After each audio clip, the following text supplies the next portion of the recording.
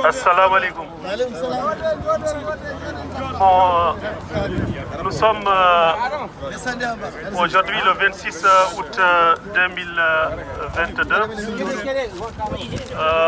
On est là encore pour notre deuxième manifestation concernant l'officialisation de la langue nationale. Et nous sommes ici en face du Berlaymont, donc le Parlement de la Commission européenne. Et derrière moi aussi, il y a aussi le bâtiment qui concerne les actions extérieures européennes. Et nous sommes là aujourd'hui pour sensibiliser les parlementaires européens pour dire non ce qui se passe en Mauritanie. Le Parlement mauritanien a voté une loi ces derniers temps pour officialiser la langue arabe. Et nous sommes là pour dire non. Nous voulons aussi que nos langues soient officialisées. Il y a le Pulaar, qu'on appelle les Peuls, il y a le Wolof, le Soninké. Et nous sommes là pour dire que nous demandons à l'État mauritanien d'officialiser ces langues-là et pour que chaque Mauritanien puisse étudier dans sa propre langue. Donc on est là, il y a beaucoup de gens, de parlementaires Commission européenne qui sont intéressés et qui regardent exactement tous ceux qui sont là aujourd'hui. Et nous sommes des Mauritaniens et nous disons, nous ne sommes pas des Arabes, nous ne sommes pas contre l'arabe, nous ne sommes pas contre les gens qui veulent officialiser l'arabe, mais nous réclamons nos droits. Donc chaque peuple, chaque ethnie a le droit d'étudier dans sa propre langue et travailler dans sa propre langue. Donc nous sommes là aujourd'hui pour dire non et manifester, montrer à l'opinion internationale que tous les Mauritaniens sont, comme on appelle les légno-mauritaniens, ne sont pas d'accord à cette officialisation de l'arabe. Merci à vous tous.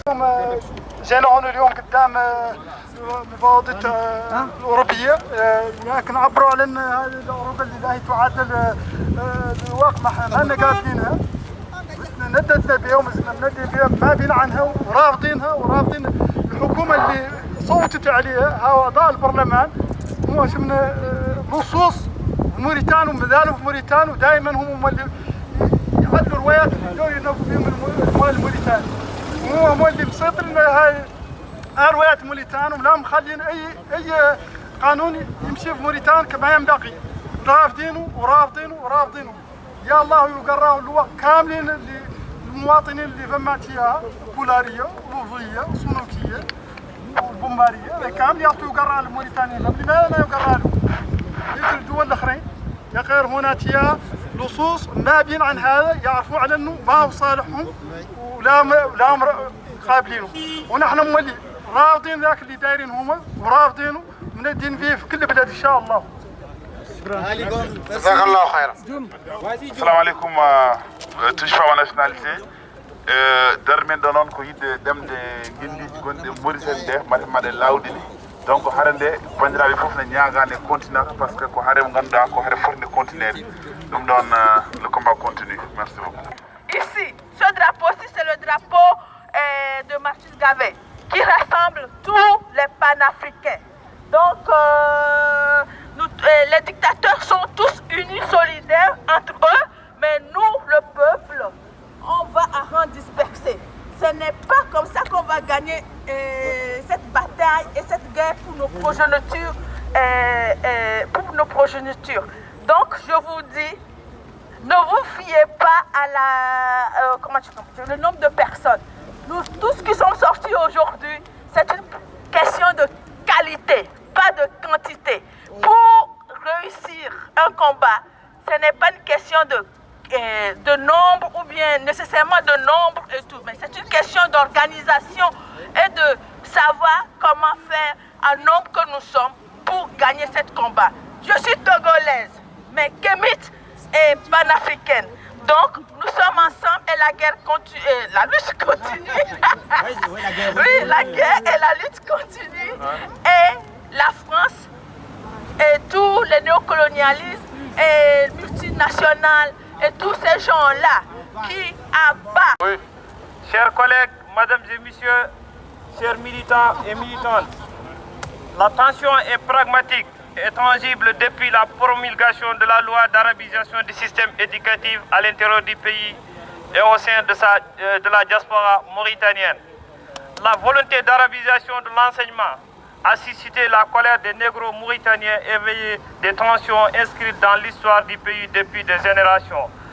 L'instabilité fragile entre les communautés linguistiques arabo-berbères et négro-mauritaniens a été brisée en quelques mots et concepts. La loi votée à l'Assemblée par des députés qui soutient et stipule que l'arabe doit servir d'instrument d'essence de travail au sein de l'administration mauritanienne. Car le concept d'arabisation nous renvoie à l'interdiction de la langue arabe et de sa généralisation principalement dans l'enseignement. Premièrement, ça crée des enjeux au niveau de l'enseignement fondamental et secondaire, car l'enseignement supérieur est peu développé en Mauritanie. En deuxième lieu, si l'arabe s'impose comme principale langue d'enseignement, cela peut entraîner une évaluation du niveau exigé de la langue arabe au concours administratif et pénaliser des négros mauritaniens. Pendant l'impérialisme colonial, les populations les plus escolarisées étaient aussi les plus sédentaires, c'est-à-dire ceux qui vivaient dans la région du fleuve Sénégal. Il s'agit donc essentiellement d'une population africaine. À l'indépendance, depuis certains membres de zones négro-mauritaniennes ayant été escolarisés ont obtenu des postes importants dans l'administration. C'est paraissait normal aux yeux des arabo-berbères étant donné que le pouvoir politique était dans leurs mains. Cela a été perçu comme une juste compensation pour les arabo-berbères.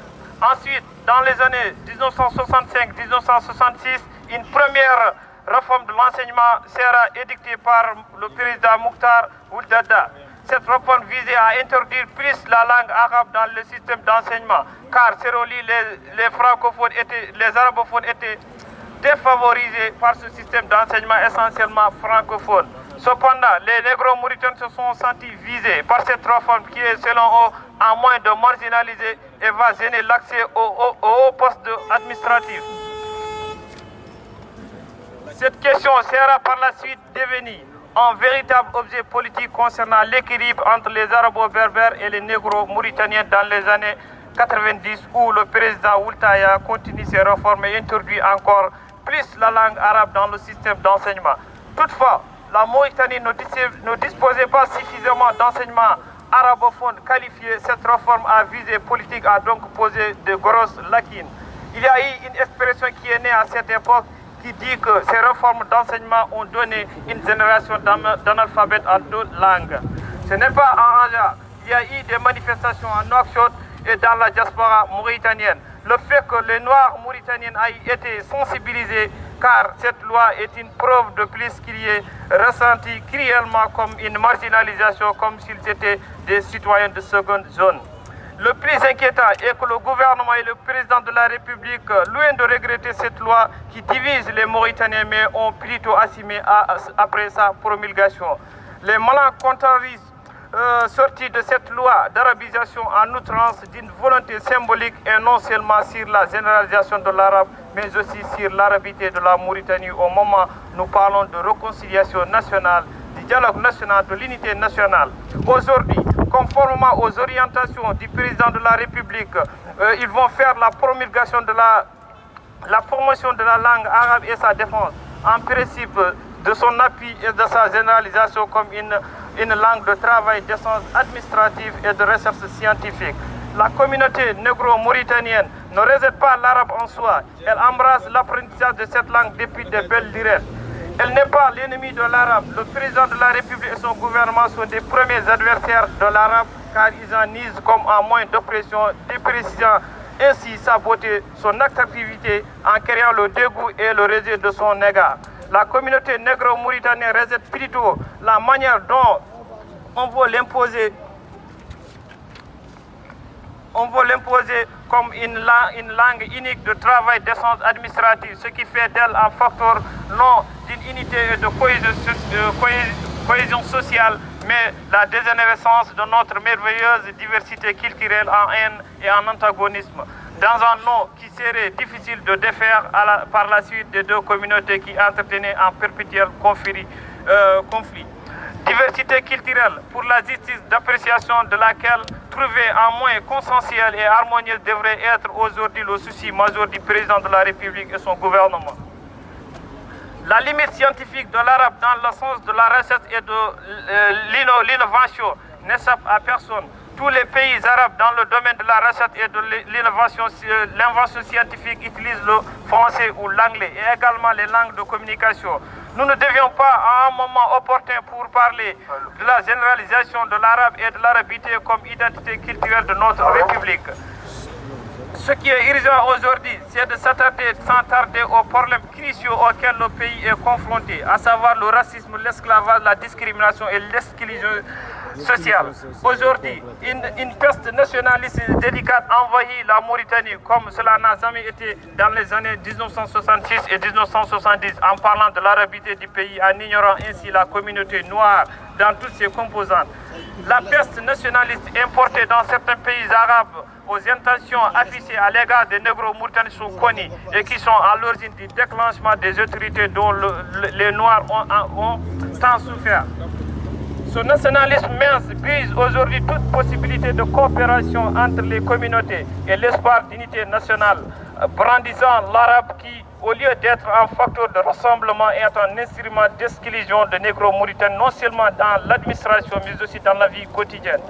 Et cela s'ajoute l'inégal dispatching des responsabilités entre les citoyens du pays dans les nominations. En voulant exiger l'arabe dans cette manière, c'est-à-dire en échappant à longueur de la journée que la Mauritanie est arabe, on pousse les communautés à se redresser en chien de faïence, sinon à se désirer, à examiner les anciens démêlés historiques. Le nationalisme, avant même la promulgation, avait pris une nouvelle dimension car celle de l'ethnocentrisme et du tribalisme. La vie politique baignée dans le nationalisme agonissant, dont la seule et unique volonté était d'écarter la communauté noire des postes de commande dans tous les secteurs de l'administration par l'arabisation et que nous qualifions par nuance. Une vie politique qui ne nageait moins dans le clientélisme que dans ce nationalisme moribond. Je passerai la parole à mon collègue Ly Seydou qui va poursuivre. Je vous remercie. Nous lançons un appel solennel au gouvernement mauritanien. Le retrait immédiat de la loi sur l'arabisation du système éducatif et implorons un arrêt systématique du racisme d'État, de la discrimination et de l'esclavage en Mauritanie. Nous soutenons une introduction de toutes les langues nationales dans le système éducatif à titre égalitaire et juste. Oui à une Mauritanie multicolore, pluriethnique, pluraliste et diversifiée. Oui à une Mauritanie développée et épanouie avec ses différentes composantes nationales. bandiraɓe on calminama on juurama kadi on jettama e garangal mon eyyi hankkandi ɗum ɗo ɗum ari ha ɗo hennene ko heure men gasi eyyi eɗen pooti hankkandi e dartinde Allah jarama on jarama